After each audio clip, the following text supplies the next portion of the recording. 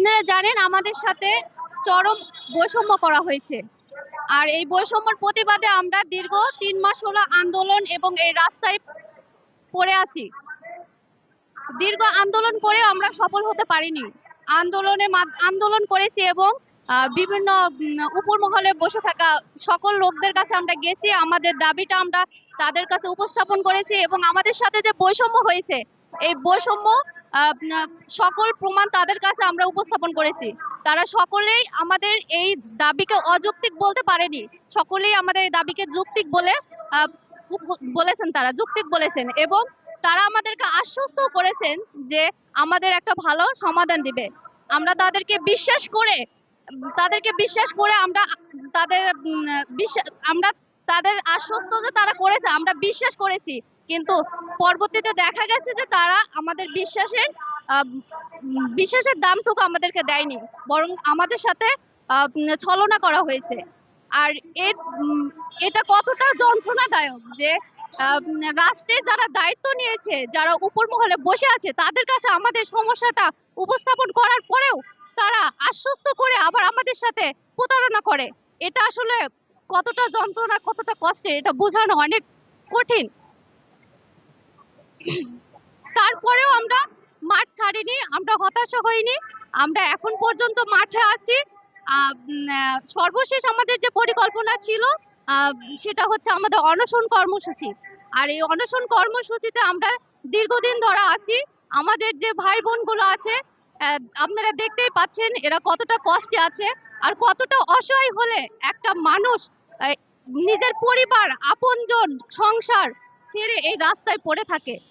আমরা যে এই অবস্থায় আছি, রাষ্ট্রের কি কোনো দায়িত্ব নেই আমাদেরকে দেখার? আমরা তো রাষ্ট্রের কাছে তার সন্তানের মতো, আর রাষ্ট্র আমাদের কাছে অভিভাবকের মতো। জনগণের যত সমস্যাই হোক, রাষ্ট্রের দায়িত্ব এই সমস্যা সমাধান করা। কিন্তু এই এমন একটা রাষ্ট্রে আমরা বসবাস করি যে রাষ্ট্র আমাদের আমরা যে রাস্তায় পড়ে আছি, আমরা যে কষ্টে আছি, আমরা যে সমস্যায় আছি, এই রাষ্ট্রের কোনো ভূমিকা নাই। রাষ্ট্রের উপর মহলে যারা বসে আছে তারা দেখেও না দেখার ভান করে আছে।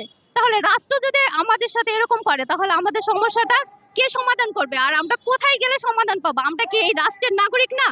আমরা কি এই রাষ্ট্রের রোহিঙ্গা নাকি? এমন আচরণ কেন আমাদের সাথে করা হচ্ছে? এমন আচরণ করার মানে কি? আমরা এর সঠিক সমাধান চাই, আর এই জন্য আমরা এই মাঠে এখন পর্যন্ত অবস্থান করেছি। যাই হোক, আমাদের এই অনশন কর্মসূচিতে আমাদের মাননীয় শিক্ষা সচিব আমাদের আশ্বস্ত করেছে। আমাদের কাছে মনে হয়েছে যে শিক্ষা সচিব ম্যাম উনি যথেষ্ট মানবিক এবং উনি আমাদেরকে ভালো একটা সমাধান দিবে। তাকে আমরা সম্মান করে আমরা অনশন কর্মসূচি ভঙ্গ করেছি এবং এখন অবস্থান কর্মসূচিতে আছি। আর এই অবস্থান কর্মসূচিতে থাকার একটাই কারণ, যতক্ষণ পর্যন্ত ম্যাম আমাদেরকে ভালো একটা সমাধান না দিবে ততক্ষণ পর্যন্ত আমরা এই অনশন কর্মসূচিতে থাকবো।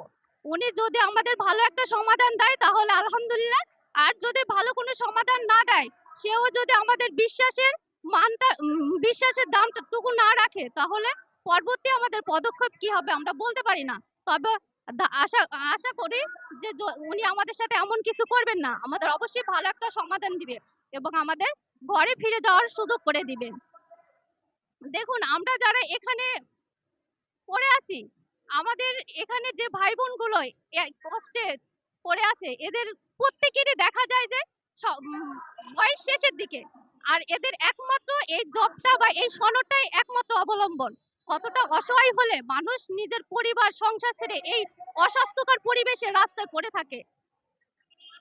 এছাড়া আমাদের এই আন্দোলনে এসে আমরা অলরেডি 2টা বাবাকে হারিয়েছি। কতটা যন্ত্রণা পাইলে আমাদের বাবারা কতটা যন্ত্রণায় থাকলে, কতটা টেনশনে থাকলে, কতটা কষ্টে থাকলে হার্ট অ্যাটাক করে এই দুনিয়ার মায়া ত্যাগ করে।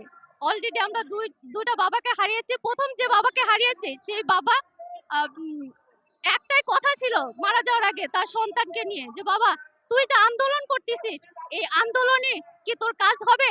আন্দোলনে কি তোর জবটা হবে? তাহলে বোঝেন সেই বাবার কতটা টেনশন, কতটা